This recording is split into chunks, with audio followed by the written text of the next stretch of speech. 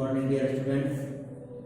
जैसा कि आप देख रहे हैं आपका क्लास 10th का जो लेसन 1 चल रहा था, तो लेसन 1 का ही एक टॉपिक है विटामिन। कौन सा नया टॉपिक है? विटामिन। अब हम विटामिन पढ़ाएंगे। ठीक, विटामिन जो है बहुत ही ज़्यादा इम्पोर्टेंट है। ठीक, और ये कंपटीशन में भी एक दो विटामिन पूछ सकता है, तो इसलिए जो विटामिन है उनको कायदे से पढ़ना है और इसको नोट भी करना है, अपनी नोटबुक पर नोट कर लेंगे। ठीक, वीडियो शुरू करने से पहले अगर आप हमारे चैनल पर नए हैं तो वीडियो को सब्सक्राइब कर लें, चैनल को सब्सक्राइब कर लें और बेल आइकन प्रेस कर लें ताकि आपको वीडियो मिल सके। तो चलिए आइए शुरू करते हैं विटामिन। ठीक, तो विटामिन क्या होता है? देखिए, विटामिन जो होते हैं वो शरीर के लिए आवश्यक होते हैं। ठीक, और इनका हमारे शरीर में संचय, मतलब जो हमारा शरीर है वो इनको अपने शरीर के अंदर एकत्र नहीं करता है। ठीक, तो जो विटामिन होते हैं वो हमारे शरीर में एकत्र नहीं होते हैं, संचित नहीं होते हैं। ठीक, इनको रोज के रोज हमें भोजन से प्राप्त करना पड़ता है। ठीक, तो जो विटामिन होते हैं उनको हम भोजन में रोज के रोज ग्रहण करते हैं। अगर हमारे शरीर में विटामिन की कमी हो जाती है तो हमारे शरीर में न्यूनता, ठीक, न्यूनता या अविटामिनता रोग हो जाता है। ठीक, तो जब हमारे शरीर में विटामिन की कमी होने लगती है तो हमारे शरीर में न्यूनता या जो विटामिन न्यूनता या अविटामिनता का रोग हो जाता है। तो इसलिए हमारे शरीर के लिए विटामिन बहुत ही ज़्यादा महत्वपूर्ण और इम्पोर्टेंट है। ठीक, और जो विटामिन होते हैं वो हमारे शरीर में ऊर्जा उत्पन्न नहीं करते। जैसे वसा उत्पन्न करती है ऊर्जा, कार्बोहाइड्रेट ऊर्जा उत्पन्न करती है, जो विटामिन होते हैं ये हमारे शरीर में ऊर्जा उत्पन्न नहीं करते हैं। अब फिर आप सोच रहे होंगे फिर इनका काम क्या है? तो देखिए, ये हमारे शरीर में जो मेटाबॉलिक रिएक्शंस होती हैं, अर्थात हिंदी में कहें तो जो उपापचयी क्रियाएं होती हैं, उन उपापचयी क्रियाओं को ये नियंत्रित करता है, अर्थात ये उपापचयी क्रियाओं में भाग लेता है। अगर विटामिन नहीं होंगे तो हमारे शरीर की उपापचयी क्रियाएं गड़बड़ हो जाएंगी। इसीलिए हमको विटामिन लेना पड़ता है और विटामिन रोज के रोज हम लोग भोजन से ग्रहण करते हैं। ठीक, तो अब विटामिन, ये तो था विटामिन के विषय में। अब विटामिन होते कितने प्रकार के हैं? तो विटामिन 2 प्रकार के होते हैं घुलनशीलता के आधार पर। किसके आधार पर? घुलनशीलता के आधार पर विटामिन 2 प्रकार के होते हैं। पहला होता है जल में घुलनशील विटामिन। ठीक, पहला कौन होता है? जल में घुलनशील विटामिन। दूसरा कौन होता है? वसा में घुलनशील विटामिन। ठीक, दो प्रकार के विटामिन होते हैं घुलनशीलता के आधार पर। पहला जल में घुलनशील विटामिन, दूसरा वसा में घुलनशील विटामिन। ठीक, मतलब ऐसे विटामिन जो जल में घुल जाए तो जल में घुलनशील विटामिन, ऐसे विटामिन जो जल में ना घुले बल्कि वसा में घुल जाए तो वसा में घुलनशील विटामिन। ठीक, तो जल में घुलनशील विटामिन कौन होते हैं?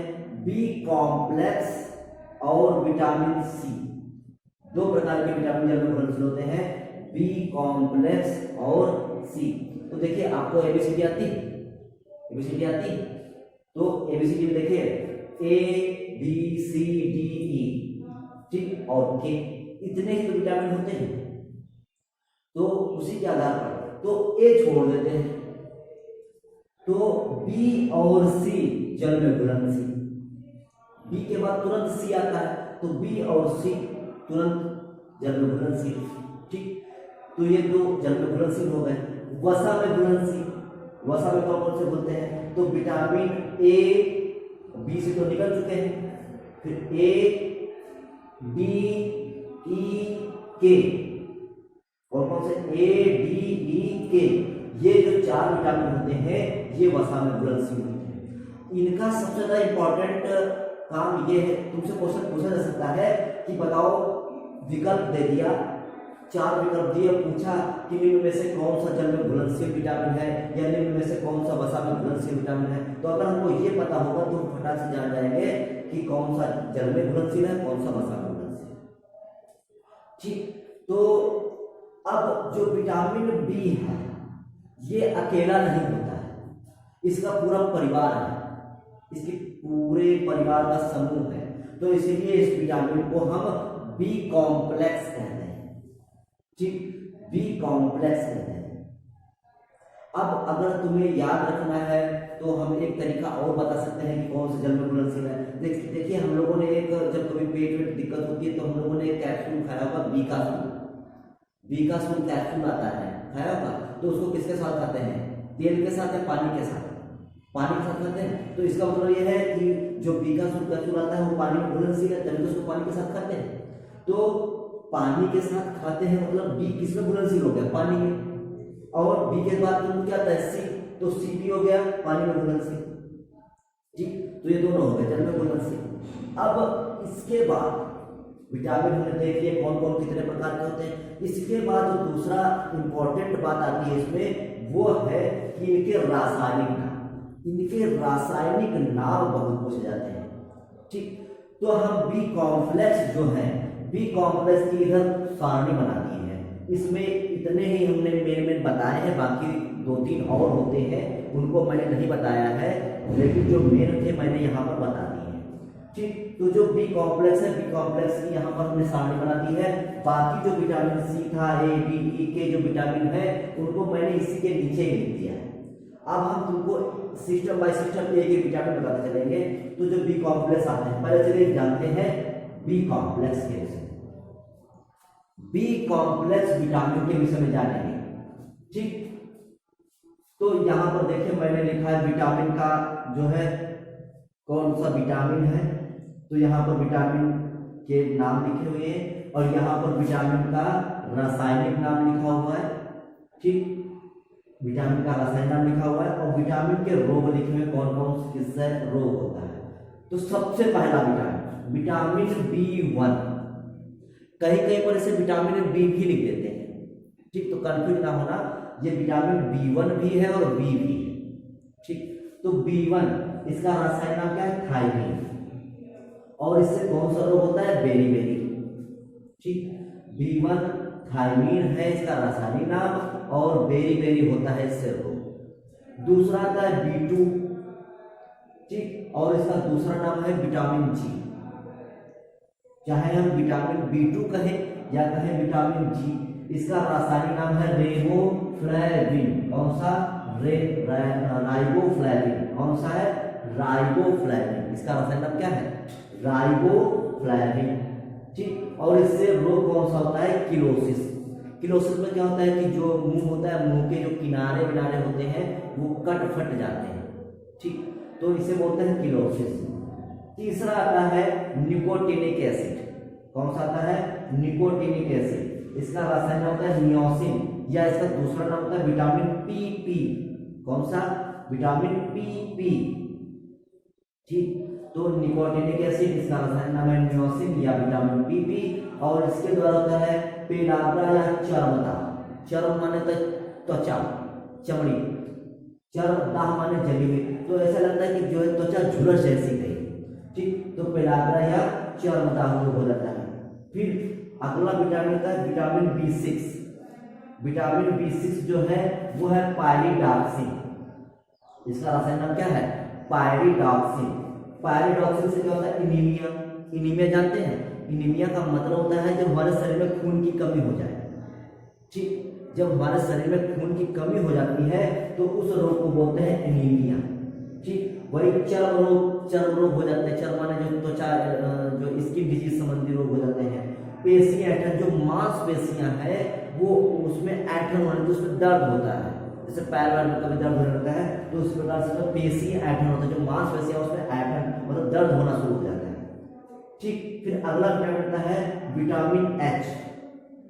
कौन सा है, विटामिन H। इसका रासायनिक नाम है बायोटिन। कौन सा है, बायोटिन। ठीक, इससे कौन सा रोग होता है, इससे चर्म रोग हो जाते हैं, बालों का झड़ना शुरू हो जाता है, कमजोरी आना शुरू हो जाती फिर आता है विटामिन बी 12।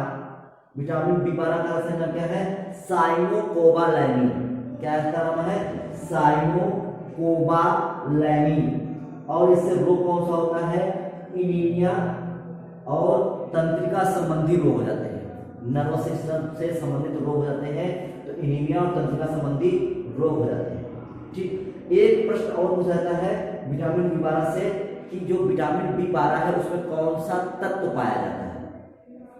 तो जैसा कि इसमें साइनोकोबा, कोबा माने कोबाल्ट। ठीक, तो इसी में सब छुपा हुआ है कोबा, तो कोबा मतलब होता है कोबाल्ट, तो इसमें जो तत्व पाया जाता है वो कोबाल्ट पाया जाता है। ठीक, तो ये हमारा बी कॉम्प्लेक्स विटामिन हो गया। अब विटामिन सी, तो विटामिन सी सा निकल रहा है, तो इसका नाम ही निकल रहा है विटामिन सी, मतलब तो इसका नाम हो गया स्कर्बिक एसिड। जैसा इसका उच्चारण निकलना है उसी के उच्चारण से ही बन गया स्कॉर्बिक एसिड, और उसी के उच्चारण से बन गया स्कर्बी रोग, स्कॉर्बिक एसिड स्कर्बी रोग। ठीक, और सबसे ज्यादा पूछा जाता है कि विटामिन सी किस में पाया जाता है? तो जो विटामिन सी है वो सभी खट्टे पदार्थों में पाया जाता है, जैसे नींबू है, संतरा है, मौसमी है, तो इन सब में जो जितने भी खट्टे फल होते हैं, खट्टे फलों में ही विटामिन सी पाया जाता है। ठीक, फिर अगला आता है वसा में घुलनशील विटामिन, तो ये है ए डी ई के, तो ये विटामिन है। तो विटामिन ए का रासायनिक नाम क्या होता है? रेटिनॉल। रेटिना हमारे आंखों से संबंधित है ये विटामिन, तो विटामिन ए का रासायनिक नाम है रेटिनॉल। रेटिनॉल की जब इस विटामिन ए की कमी हो जाती है तो कौन सा रोग हो जाता है? रतौंधी रोग हो जाता है, रतौंधी। ठीक, कौन सा रोग हो जाता है? रतौंधी रोग होता है। अब विटामिन डी, विटामिन डी जो होता है उसका रासायनिक नाम होता है कैल्सीफेरॉल। इसमें क्या होता है? कैल्शियम होता है, क्योंकि जो हमारी हड्डियां हैं वो कैल्शियम और फास्फोरस से मिलकर बनी होती हैं, तो जो विटामिन डी है वो हड्डियों के लिए होता है, तो इसका नाम रखा गया है कैल्सीफेरॉल।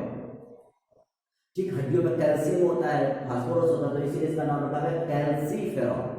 ठीक, या इसको धूप का विटामिन भी बोलते हैं, धूप का विटामिन, सनशाइन विटामिन। ठीक, इंग्लिश में से क्या कहते हैं? सनशाइन विटामिन, धूप का विटामिन।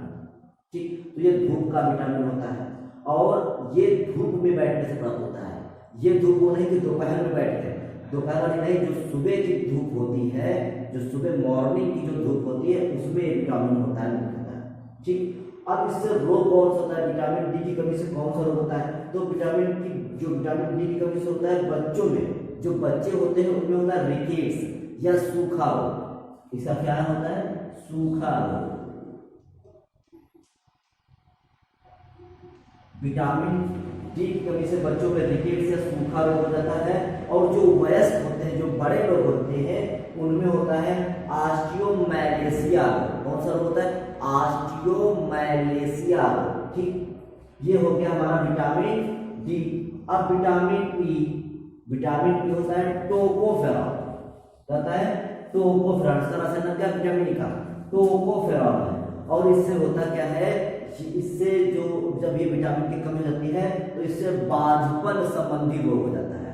बांझपन अर्थात जो संतानोत्पत्ति की जो क्षमता है वो कम हो जाती है, तो इससे बांझपन संबंधी रोग हो जाता है। अगला आता है विटामिन के, तो मैंने इसको ऊपर लिख दिया है। विटामिन के का रासायनिक नाम होता है नेफ्टोक्यूनोन। क्या नाम होता है? नेफ्टोक्यूनोन। ठीक, इस विटामिन का नाम होता है, विटामिन के का नाम होता है, विटामिन के से निकलता है नेफ्टोक्यूनोन। क्यू मतलब का, मतलब का से के मतलब नेफ्टोक्यूनोन। ठीक, और इससे रोग कौन होता है? तो जब इस विटामिन की कमी हो जाती है हमारे शरीर में, तो जब कहीं पर चोट लग जाती है तो वहां पर रुधिर का थक्का नहीं जमता है, तो इससे रक्तस्राव होता है। तो इसकी वजह से इस विटामिन की कमी से जो रक्त का थक्का होता है वो नहीं जमता है। ठीक, तो ये रक्त के थक्का से संबंधित विटामिन है। इस प्रकार आपको मैंने पूरे विटामिन बता दिए हैं। आपको इसको कायदे से लिखना है, पढ़ना है, समझना है। कोई प्रॉब्लम आए तो हम आपको कमेंट्स में आप उसे बताइए और मैं उसका हल निकालूंगा। ठीक, तो आप इसको नोट कर सकते हैं अपनी नोटबुक पर, इसको पढ़ सकते हैं। कोई दिक्कत हो बताइए। ठीक, तो तो आज के लिए इतना ही, कल आपको नए वीडियो के साथ मिलेंगे। Good bye.